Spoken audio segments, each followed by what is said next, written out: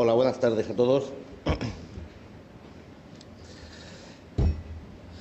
La última vez que yo estoy hablando en unas jornadas de este tipo, organizadas de tipo regional, yo creo que fue de la excavación del año 2003. He estado excavando de forma prácticamente ininterrumpida hasta el año 2010. He estado hablando en otros sitios, en otros foros. No sabía qué hacer al principio, si hablar del resultado de la última campaña de excavaciones o intentar hacer un resumen de todo e intentarles generar una imagen de lo que es el edificio, no tanto de la significación, porque no creo que tengamos demasiado tiempo para ello. Y he optado por la segunda opción. Si acaso luego, si tenemos tiempo, les resumo la última campaña, pero casi me interesa más directamente atender a lo que hemos hecho y a los resultados globales de la excavación. Lo que están viendo es la... Si me permiten, yo me voy a levantar, que estoy más cómodo, y como con esto lo podemos pasar, lo vamos viendo todo en la pantalla grande. Está viendo la situación y asociado a dos elementos fundamentales. La cueva negra, de la que seguramente no voy a hablar nada, pero que hay que tenerla en cuenta, y un poblado ibérico que nos va a dar por lo menos unas claves teóricas para interpretar las primeras fases del propio balneario. Fíjense lo cerca que está el nacimiento antiguo, está en este punto, el nacimiento moderno está en este punto, realmente están a menos de 100 metros de distancia. El poblado ibérico no llega a los 300 metros de distancia, no hay una visual directa porque tenemos una pequeña loma en el centro y una necrópolis ibérica que está completamente excavada y que nos da la cronología, todo lo que es la necrópolis en principio del quinto y primera mitad del cuarto.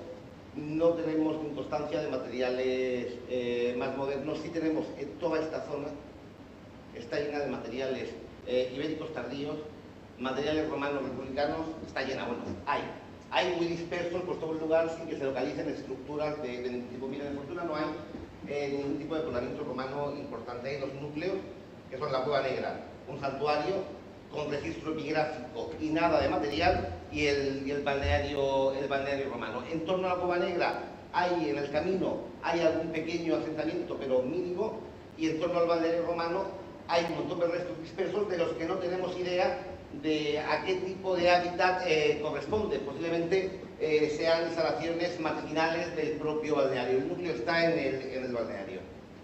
Bueno, esto es los que enseño por encima, el balneario visto desde arriba, que está el nacimiento antiguo, nacimiento moderno, hotel del siglo XVII, mientras todavía funcionaba ese nacimiento está funcionando desde no sabemos qué época hasta, como mínimo, desde el siglo V antes de Cristo hasta el 1936, que me parece que fue cuando se hace el trasvaso, por motivos en los que tampoco entro, de urgencia de este punto a este punto. Pero todo lo que veo son las instalaciones del balneario que funciona del 17 al 19, y el balneario que funciona de época romana prácticamente excavado al 17, que serían estos elementos.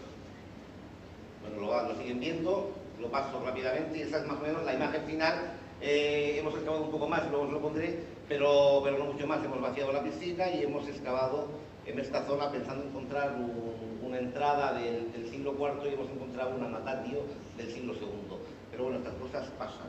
A veces, miren, esto es lo que muchas veces nos agobia cuando estamos excavando. No están puestas todas las fases, mucho menos, no hay ninguna subfase puesta, pero viendo este lío, digo, bueno, ¿y por dónde empezamos? Pues el problema que tenemos aquí es que estamos con un tipo de instalación que, independientemente de la época en la que se utilice, se está utilizando de una manera muy semejante. El agua termal ha sido agua termal en época romana, en el siglo XII, en el siglo XVIII y en la actualidad. La gente ha reaccionado de una manera muy semejante. En muchísimas ocasiones ha reutilizado estructuras anteriores. Nosotros tenemos al Roberán un nacimiento con una exedra que ha estado funcionando, ese nacimiento con la exedra en época romana, pero está funcionando en el XVII y está funcionando a principios del XIX. Claro, me queda el cascarón, el esqueleto de época romana. No tengo, la huella de uso que tengo es la huella de uso del siglo XIX. Entonces, estos elementos, esto que es aparentemente un falso, que podríamos eliminar todo lo que no es romano, todo lo que no es monumental, todo lo que a priori no nos interesa en la investigación, o lo tenemos en cuenta, o lo integramos en la historia del balneario, o no podemos entender qué es lo que pasa en época romana. O sea, cada una de estas fases, la fase islámica o la fase islámica, romana tardía, la fase islámica, están puestas las de verdadera eclosión, pero que se está utilizando de forma interrumpida en todas las épocas. Suponen desmontes del propio balneario. O voy entendiendo qué es lo que han desmontado, cómo estaba y cómo era el funcionamiento en la época inmediatamente anterior, como el 17 tengo que entender cómo funcionaba el 16, como el 16 el 15, y en fin. Y no lo entiendo, o sea, si les digo que no entiendo, les estoy mintiendo. Entiendo cosas, pero algunas. Bueno, les hablo, luego entramos en detalle. Les quería hacer una proposición del lugar, del problema y de dónde está y más o menos la forma que tiene.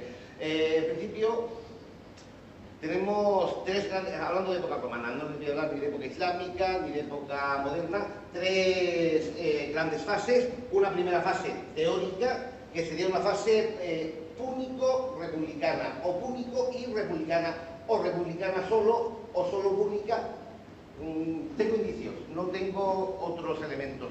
No tengo material que se pueda identificar como púnico, sí que material ibérico del tercero y algo del cuarto y del tercero en la zona. Hay material republicano del segundo, pero no anterior, y además sin contexto, siempre mezclado con materiales más modernos, pero en la... Vamos a ver, hay una cuestión que es la siguiente. La parte natural, la fluencia es esta, con una orientación este-oeste o este-este, si cogemos el sentido de la salida del agua. La estructura está hecha nor-noreste, sur-sureste, o sea, no tiene nada que ver con la... Podemos entender que han cambiado la estructura para que la fluencia no esté en el eje en función de una orientación más precisa del edificio. El edificio está orientado a la nada. Está hecho con otro tipo de criterios, posiblemente aprovechando la mayor superficie de roca, puesto que en gran parte está tallado en la roca, y por eso lo hacen de esta manera. Vamos a ver, de entrada lo que piensas cuando ocurre esto es que hay una primera fase en la que solamente tenemos esto, el ninfeo, una fase que es republicana, que además nos encajaría muy bien un ninfeo exclusivo en época republicana, y que luego en una fase que sabemos que a finales del siglo I, antes de Cristo, a principios del siglo I, después de Cristo, es cuando, coincidiendo además con el auge y el inicio de las ciudades que tenemos en la zona, también, y con la aparición de la gran burguesía en esas ciudades, es cuando se empieza a invertir en ese lugar. O sea, la gente está oyendo, eso es evidente. El único indicio es este, sí, que tenemos materiales aislados, republicanos, y luego hay otro elemento para pensar en el balneario púnico.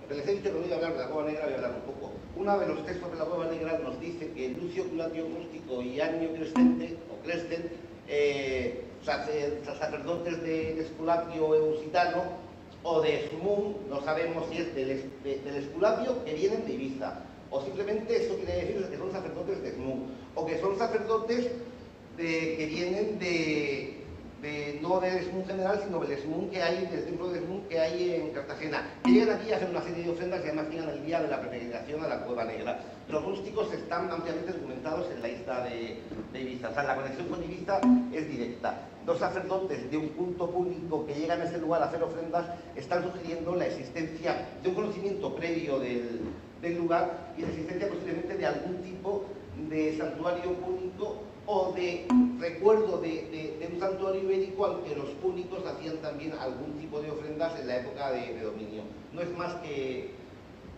una posibilidad lógica, pero no nos podemos meter tampoco a discutirla demasiado. La segunda fase es la de